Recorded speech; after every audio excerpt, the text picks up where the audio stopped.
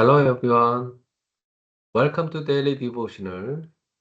Let's turn to Matthew chapter 21, verses 12 to 17. And Jesus entered the temple and drove out all who sold and bought in the temple.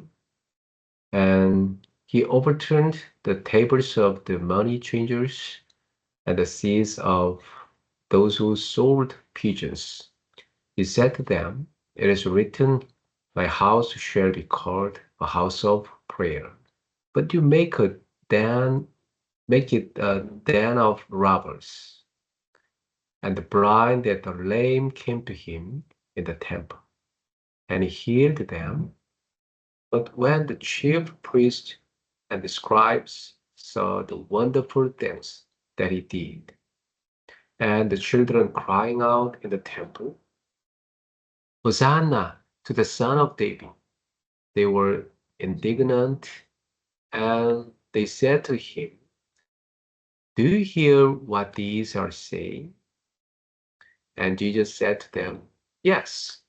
Have you never read, Out of the mouth of infants and nursing babies, you have prepared praise?"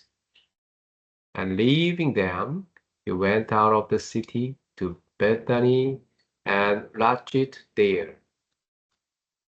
After Jesus entered Jerusalem, what was the very first thing he did? He cleansed the temple.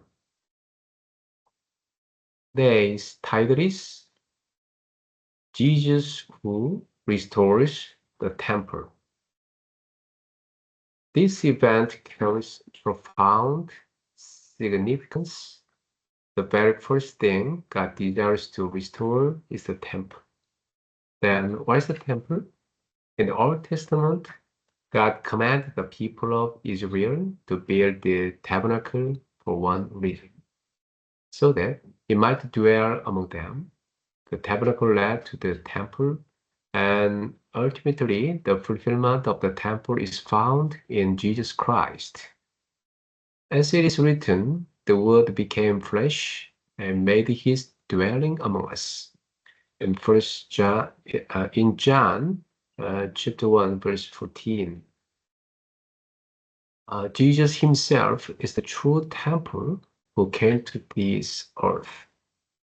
Furthermore, through the Holy Spirit, God now dwells within us. Therefore, our bodies are the temple.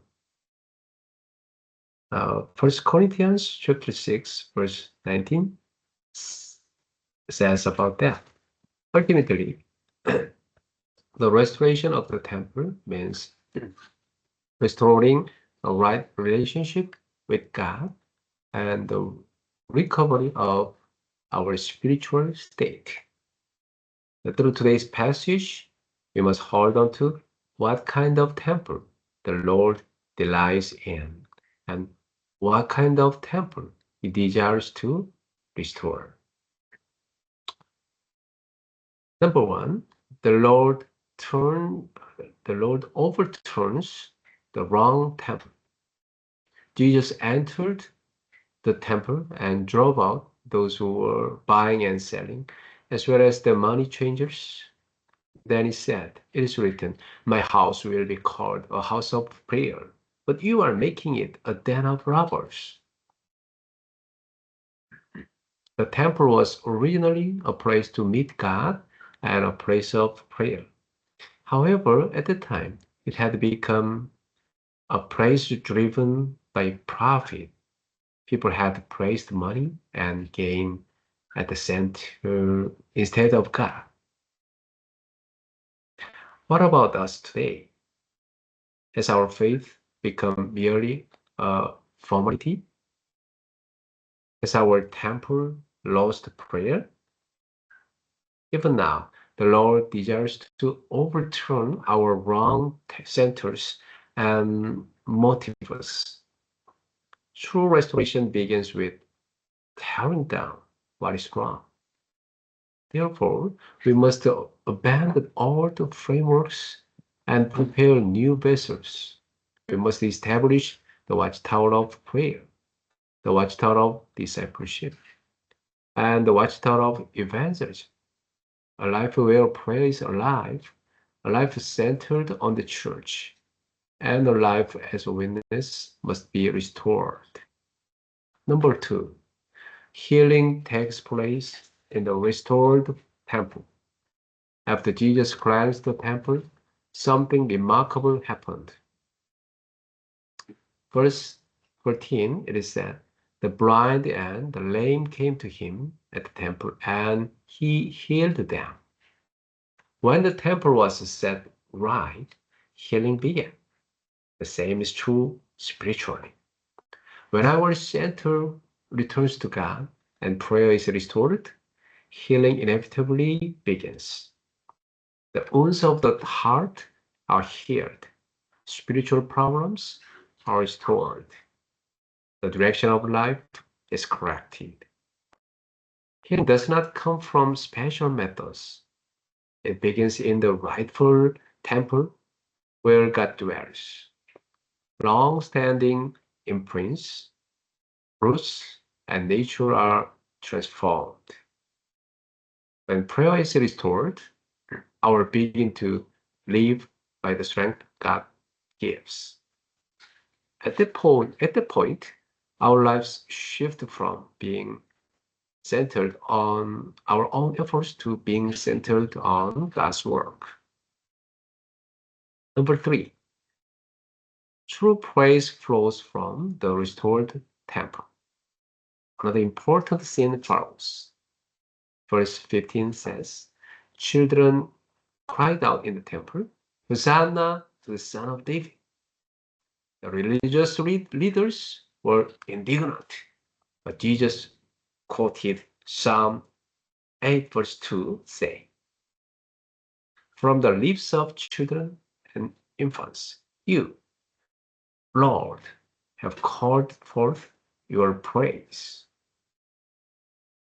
When the true temple is restored, praise flows naturally, not by force or formality. Uncalculated praise, pure confessions of faith, and sincere declarations toward God burst forth. This is the worship that praises God. When the temple is restored, praise becomes joy rather than obligation. It begins to overflow even in daily life. Conclusion. Even today, Jesus seeks our temple and asks, is this truly a house of prayer? Will it remain as a merely formal temple? Or will it become a true temple when the Lord dwells? When we offer our center to the Lord, He overturns what is wrong within us, brings healing and restoration, and makes us a temple overflowing with true praise. Therefore, we need reformation. We need reformation of first, personal reformation, not religious routine, but genuine faith. Second, church reformation, a church that restores a movement of evangelism. Third, cultural reformation, a life that establishes the culture of life. May this be our prayer today, that the temple within us would be cleansed, prayer restored, healing take place, and prayer overflow, becoming a true temple of God. Amen. Let's pray. Dear Father, let our wrong centers and false foundations be broken down. Cleanse the defiled temple and renew it to be centered on you. Restore prayer in our lives, and let true healing and restoration take place. May sincere praise overflow from our lips.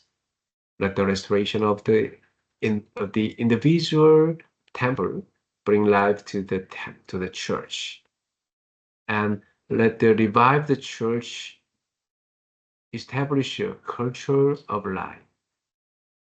We pray in the name of Jesus Christ, our Savior. Amen. Have a victorious day in Christ.